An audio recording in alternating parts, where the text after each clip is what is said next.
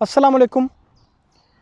आज मैं अपने अफ़सानी मजमूए क्लंदस्तीनी का एक और अफ़साना पढ़ने जा रहा हूँ और अफ़साने का उन्वान है मारिया। एक्वाडोर साउथ अमेरिका का एक गरीब मुल्क है। यहाँ के लोग हिस्पानियो ज़बान बोलते हैं क्योंकि ये मुल्क स्पेन की बाजगुज़ार रियासत रहा है। सादा लफ्ज़ों में आप इसे स्पेन की कॉलोनी समझ लें। हिस्पानियों ने यहाँ से माल असबाब लूटा, इनके ख़जाने पर तो डाका डाला ही, इसके साथ साथ यहाँ की औरतों के साथ अंधाधुंध जुल्म भी किया। मैं इसे जुल्म ही कहूँगा क्योंकि इस्मत दरी और जना इस काम के लिए छोटे लफ्ज़ हैं। मारिया का ताल्लुक़ भी एक्वाडोर से था। वो एक्वाडोर के एक पसमानदा इलाके की रहने वाली थी जहाँ रोटी तो क्या, पीने का साफ़ पानी भी नहीं मिलता था। वो क्या पसमानदा इलाके में रहती थी, मैं तो कहूँगा सारा मुल्क ही पसमानदा है। मारिया ने बड़ी कम उम्री में जिस्म बेचना शुरू कर दिया था। ना सिर्फ वो बल्कि उसकी छोटी बहन भी यही काम करती थी।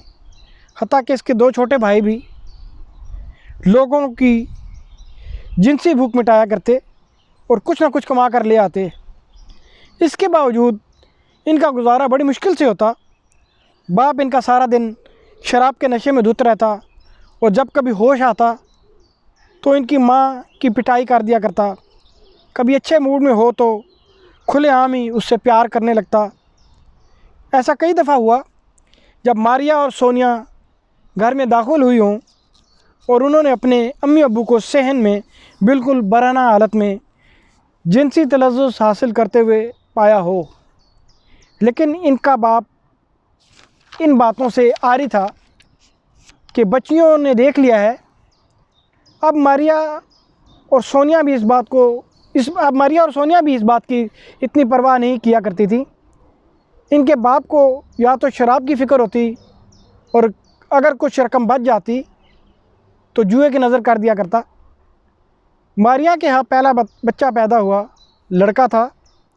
मारिया के बाप ने बहुत शोर किया कि लड़का क्यों पैदा हुआ है, लड़की पैदा होनी चाहिए थी, इससे ज़्यादा कमाई होती, कुछ ना कुछ कमा कर लाती। उसने अपनी बेटी से ये तक ना पूछा कि इसका बाप कौन है। खुद मारिया भी नहीं जानती थी। ना ही इनके यहाँ DNA की जांच करने का कोई इंतज़ाम था। मारिया अपने बच्चे से बहुत प्यार करती थी। खोजे था ही इतना प्यारा। कुछ अर्से बाद सोनिया ने एक और बच्चे को जन्म दिया। पहले दोनों बहनें जिस्म बेचकर अपने माँ बाप को पालती थीं, अब इन्हें इन दोनों बच्चों का भी ख्याल रखना पड़ता। गुजारा पहले ही बहुत मुश्किल से होता था, अब हाथ और तंग हो गया था। इसी तरह वक्त गुजरता रहा। मारिया का एक और बच्चा पैदा हुआ। अब के लड़की पैदा हुई। मारिया का बाप पहले भी शराब बहुत पीता था। आज तो उसने जश्न मनाने के लिए ज़्यादा शराब पी और सारा दिन खुशी से नाचता रहा, वाई तबाही बकता रहा। जब नशा हैरन हुआ तो बीवी का रुख किया। अब इनके घर में 3 बच्चे थे, खोजे, शानजे और सांचे। तीनों बड़े खूबसूरत थे। अब मारिया को एहसास होने लगा कि इन बच्चों का मुस्तकबिल मारिया और सोनिया जैसा नहीं होना चाहिए। उसने कुछ करने की ठान ली। मारिया की मेहनत रंग लाई और एक एजेंट के ज़रिए इटली जाने का इंतज़ाम हो गया। उसने खोजे और शानजे को अपनी बहन सोनिया के हवाले किया और उससे इस बात का वादा किया कि उसे भी इटली बुला लेगी। इसके माँ बाप ने पहले तो बहुत शोर किया, लेकिन जब उसने पैसों का लालच दिया तो बहुत खुश हुए। जिस एजेंट ने मारिया को इटली ले जाने का वादा किया था वो कहता था कि किसी अस्पताल में नर्स का काम है। मारिया को इस बात से क्या गर्ज थी कि क्या काम करना होगा। वो तो इसी में खुश थी कि अपने बच्चों का ख्याल रखेगी, बशर्ते कि माकूल रकम मिलती रहे या इसे कुछ अर्से बाद वो अपनी छोटी बहन को भी बुला ले। उसकी छोटी बहन ने अपनी बड़ी बहन की ये शर्त मान ली कि उसकी गैर मौजूदगी में वो उसके बच्चों का ख्याल रखेगी। मारिया ने बड़ी मुश्किल से अपने दोनों खूबसूरत बच्चों को सोनिया के हवाले किया और एजेंट के साथ हो ली। जब एयरपोर्ट पर पहुंची तो वहाँ और भी लड़कियां थीं। कमोबेश सबकी कहानी एक जैसी थी। तमाम मराइल से गुज़रने के बाद जब ये लोग इटली के दारुल हुकूमत रोम पहुँचे और वहाँ पे एयरपोर्ट फ्यूमनचीनी पे उतरे तो उन सब के लिए ये नई दुनिया थी। साउथ अमेरिका से इतना लंबा सफ़र करके जब ये यूरोप में दाखिल हुई तो इनको थकन की वजह से कुछ समझ नहीं आ रहा था। एयरपोर्ट के बाहर एजेंट का बंदा बस लिए खड़ा था। उसने सब लड़कियों को बस में सवार किया और बस चल पड़ी। 3-4 घंटे के थका देने वाले सफ़र के बाद ये लोग फ्लोरेंस पहुँचे। इन सब को इंतहाई सस्ते दर्जे के होटल में ठहराया गया। इनके एजेंट ने रास्ते में ही बता दिया था कि इनके लिए फ्लोरेंस में एक फ़्लैट का इंतज़ाम कर दिया गया है, जब वहाँ मुंतकिल की जाएंगी तो काम शुरू कर दिया जाएगा। मारिया ने सबसे पहले अपने माँ बाप को इत्तला दी और बच्चों का हाल अहवाल पूछा और छोटी बहन सोनिया को बच्चों की देखभाल की ताकीद की और फ़ोन बंद कर दिया। इन सब लड़कियों के पासपोर्ट और दीगर कागजात फ्लोरेंस वाले एजेंट ने रख लिए और इन्हें यही बताया कि काम के दफ्तर में जमा करवाने हैं। इनको ज़बान नहीं आती थी। इनको ज़ुबान समझने में इतनी दिक्कत नहीं हुई क्योंकि स्पानी और इताली ज़ुबान में काफ़ी हद तक मुमासलत थी। 2 दिन बाद इन्हें फ़्लैट में मुंतकिल कर दिया गया। अब इनमें थोड़ी बहुत हमांगी पैदा हो चुकी थी। इसी रात फ्लोरेंस वाला एजेंट आया और उसने सबको बताया कि सबके काम का इंतज़ाम हो गया है और गाड़ी नीचे इनका इंतज़ार कर रही है। उसने इनको कपड़े भी दिए और कहा कि जल्दी से इनको पहन लो और अच्छी तरह बनाव श्रृंगार भी कर लो। जब सब लड़कियों ने कपड़े देखे तो उन्हें बड़ी हैरत हुई और तौज्जुब भी कि इटली में नर्सें इस तरह के कपड़े पहनती हैं। खैर सब ने दिए गए कपड़े जेब तन कर लिए और आकर नीचे गाड़ी में बैठ गईं। गाड़ी जैसे ही स्टार्ट हुई फराटे भरने लगी। आहिस्ता आहिस्ता शहर की रौनक ख़त्म हुई और बिल्कुल वीराना शुरू हो गया। लेकिन थोड़ी देर बाद इक्का दुक्का इमारतें नज़र आने लगीं। अब इसने इन लड़कियों को एक एक करके उतारना शुरू कर दिया। आखिर में मारिया की बारी आई। अब तक मारिया ये जान चुकी थी कि वो किस किस्म की नर्स का काम करने आई है। फ्लोरेंस के इंडस्ट्रियल जोन में मारिया को जिस्म बेचते बेचते 2 साल हो चले थे। इस दौरान वो एक्वाडोर माकूल रकम भेजती रही। गो के इसे सख्त मेहनत करनी पड़ी, लेकिन अब इसे किसी बात की परवाह नहीं थी। इस दौरान मारिया को पता लगा कि यूरोप में रहने के लिए लीगल डॉक्यूमेंट्स की भी ज़रूरत होती है। उसने एक्वाडोर में कभी सोचा भी नहीं था कि लीगल और इलीगल किस चिड़िया का नाम है। वो तो बस इतना जानती थी कि लोग यूरोप में जाकर काम करते हैं। अब वो इतालवी ज़ुबान भी बोलने लगी थी।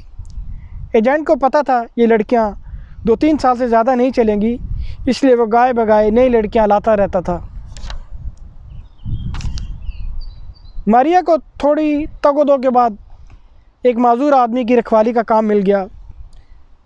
उसके 2 बच्चे थे, एक बेटा और एक बेटी, लेकिन दोनों अपनी ज़िंदगी में इतने मसरूफ़ थे कि इनके पास वक्त ही नहीं था कि वो अपने बाप की देखभाल कर सकें। इस माजूर आदमी के पास अपना घर था। मारिया इसके साथ रहती थी। पहली दफ़ा तरीके से रहना नसीब हुआ था। घर के एक हिस्से में वो माजूर आदमी रहता और एक हिस्से में मारिया को हर तरह की आसाइश थी। खाना पीना, बिजली, गैस, पानी का बिल सब वो आदमी अदा करता। इसके अलावा वो मारिया को हर माह तनख्वाह भी दिया करता। उसने इस दौरान एजेंट के ज़रिए अपनी छोटी बहन को भी बुलाने के लिए रकम पसंदाज कर ली थी। वो सही वक्त का इंतज़ार कर रही थी। बच्चे इसके अच्छे स्कूलों में दाखिल हो गए थे। अब तो नाना नानी भी इनका ख्याल रखते थे, क्योंकि मारिया अपने बच्चों के साथ साथ अपने माँ बाप को भी माकूल रकम भेजती थी। मारिया ने कभी ख्वाब में भी नहीं सोचा था कि इसे इतने अच्छे दिन देखने नसीब होंगे। वो माज़ूर आदमी का बहुत ख्याल रखती। ज़िंदगी में पहली दफ़ा उसे एहसास हुआ कि वो भी इंसान है। वो अपनी देखभाल करने लगी, अपने बालों के बारे में, लिबास के बारे में ख्याल रखने लगी। जब कभी माज़ूर आदमी के साथ बाज़ार ख़रीदो फ़रोख्त करने जाती तो कई लोग उसे आंखें फाड़ फाड़ के देखते। कई लड़के तो उसे रोक के बातचीत करने की भी कोशिश करते और अपना टेलीफोन नंबर, मोबाइल नंबर भी देते। लेकिन मारिया को इन चीज़ों से क्या लगाव था, क्योंकि वो जानती थी कि मर्दों को इससे क्या चाहिए। वो ये सब बहुत देख चुकी थी। अब वो चाहती थी कोई इसको चाहने वाला मिले। इस दौरान जब भी लोगों से मिलती, इसे नई नई बातें पता चलती। अब वो सोचने लगी कि इटली में रहने के लिए परमेसो दी सोजोर्नो ज़रूरी है, यानी रहने का इजाज़तनामा। वो जिस आदमी की देखभाल करती थी, मारिया ने उससे बात की तो वह कहने लगा, मैं इस बारे में कुछ नहीं जानता, लेकिन मैं मालूमात ज़रूर हासिल करूँगा, क्योंकि अगर किसी को पता चल गया कि उसने किसी इल्लीगल को काम पर रखा हुआ है तो उस पर जुर्माना भी हो सकता है। वो उसकी मदद करना चाहता था। उसने इस बारे में मुकम्मल मालूमात हासिल करके मारिया को फराहम की।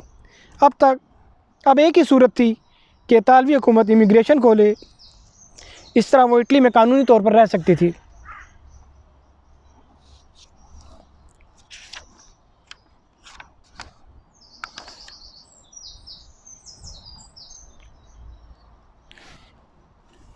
ये अफ़साने का पहला हिस्सा है। क्योंकि अफ़साना लंबा है, इसको 2 हिस्सों में पढ़ूँगा। तो ये मारिया की कहानी है इटली में। इस किताब में, क्लैंडस्टीनी में, मैंने ये ज़िक्र किया है कि पूरी दुनिया में से लाखों लड़कियां यूरोप में जिस्म फ़रोशी के लिए लाई जाती हैं और ये एजेंटों के ज़रिए आती हैं। और ये एजेंट एक्वाडोर के नहीं होते, बल्कि ये एजेंट इटली, फ्रांस, जर्मनी, इन मुल्कों के लोग होते हैं। तो इस अफ़साने का बकिया हिस्सा मैं दूसरा हिस्सा बाद में रिकॉर्ड करूँगा। तो आप ये अफ़साना सुनिए, मेरी वीडियो को लाइक कीजिए, मेरे चैनल को सब्सक्राइब कीजिए। और अगर आपको ये किताब मिले क्लैंडस्टीनी तो ज़रूर पढ़ें। बहुत शुक्रिया।